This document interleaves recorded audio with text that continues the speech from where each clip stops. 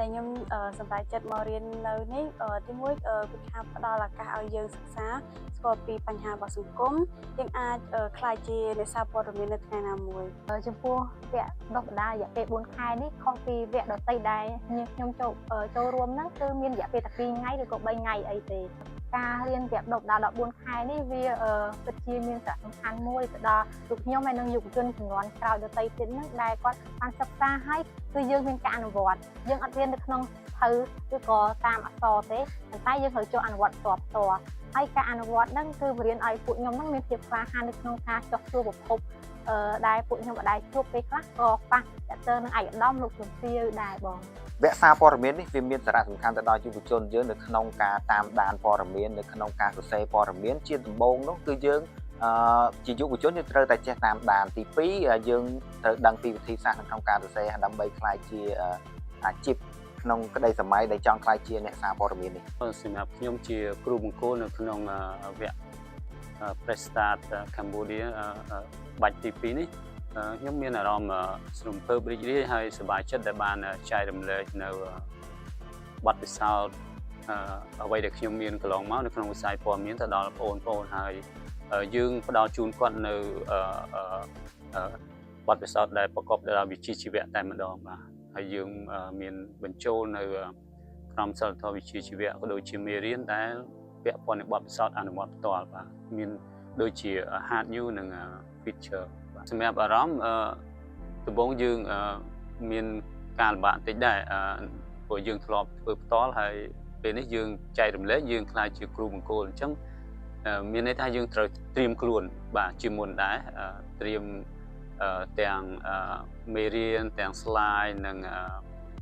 ទាំងការរៀបចំខ្លួននិយាយស្ដីអីធ្វើម៉េចយើងធ្វើឲ្យប្រកាសថាពួកគាត់ទទួលបាននៅមេរៀននិងទ្រឹស្ដីដែលប្រកបទៅដោយ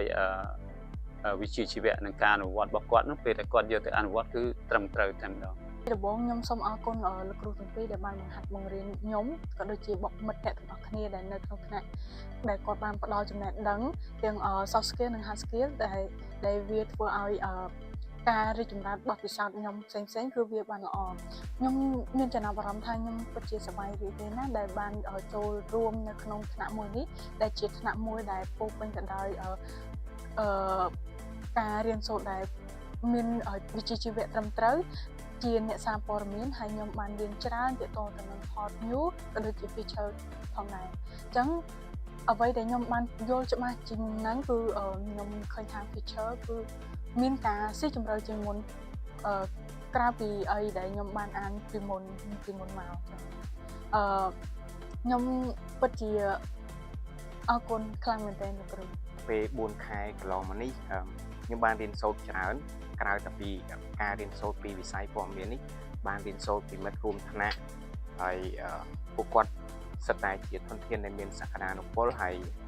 អរគុណទៅកាន់ស្ថាប័ន CCM មែនទែនដែលពួកគាត់បានបង្កើតជីវសិក្សាបែបព័ត៌មានវិជ្ជាជីវៈហើយបណ្ដុះទៅដល់ធនធានដែលពួកគាត់សិតតែជាសក្តានុពលដែលជាធនធានល្អនៅថ្ងៃអនាគតហើយបាននិយាយអំពីការសរសេរសម្រាប់រយៈពេល4ខែនេះខ្ញុំបានសិក្សាច្រើនទៅលើដូចជាព័ត៌មានក្តៅព័ត៌មានទាន់ហេតុការណ៍ហើយពីមុនមកក៏ខ្ញុំជាអ្នកដែលមានបទពិសោធន៍សរសេរខ្លាំងក៏ប៉ុន្តែមកដល់ CCM នេះមានអារម្មណ៍ថាវាស៊ីជម្រៅហើយប្រកបដោយវិជ្ជាជីវៈតែយ៉ាងណាក៏នៅតែគិតថាល្អមែនទែនសម្រាប់ CCM ទៅទីនេះរយៈពេល4ខែពួកយើងបានអនុវត្តជាក់ស្ដែង2វិញ្ញាសាទី1គឺ hot new 2គឺបទយកការហើយជាក់ស្ដែងពួកយើងបានអនុវត្តច្រើនទៅលើ hot new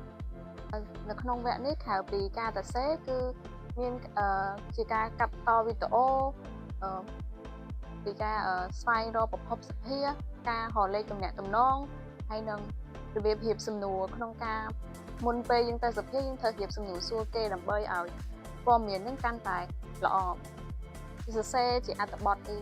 សរសេរហើយគឺយកឲ្យលោកគ្រូកែហើយបានយកអាចទៅផុសបាន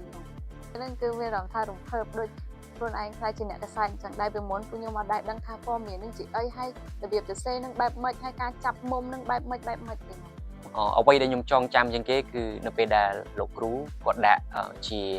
មេរៀនមួយសម្រាប់ពួកយើងទៅសម្ភាសប្រភពកាលហ្នឹងខ្ញុំហើយនឹងក្រុមខ្ញុំបានទៅសម្ភាសប្រភពផ្ទាល់អញ្ចឹងណាអញ្ចឹងការសម្ភាសប្រភពហ្នឹង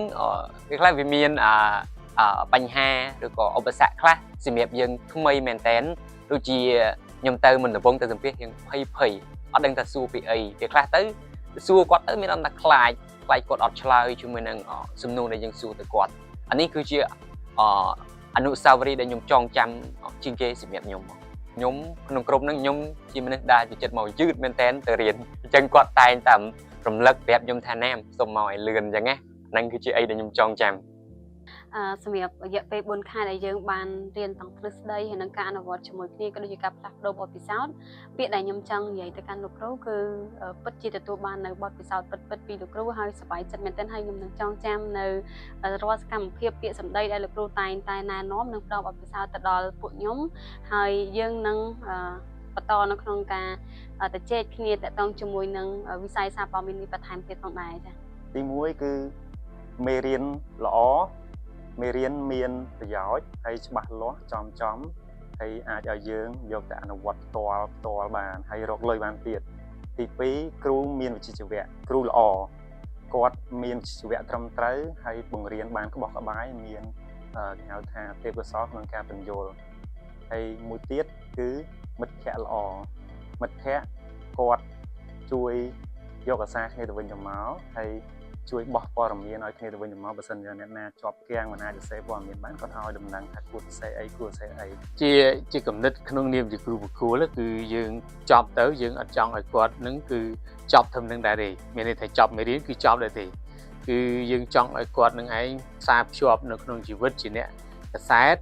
ឬក៏គាត់ទៅធ្វើការងារផ្សេងក៏ដោយប៉ុន្តែឲ្យគាត់នៅក្នុងវិស័យនឹងដូចគ្នាហើយធ្វើការដោយវិជ្ជាជីវៈ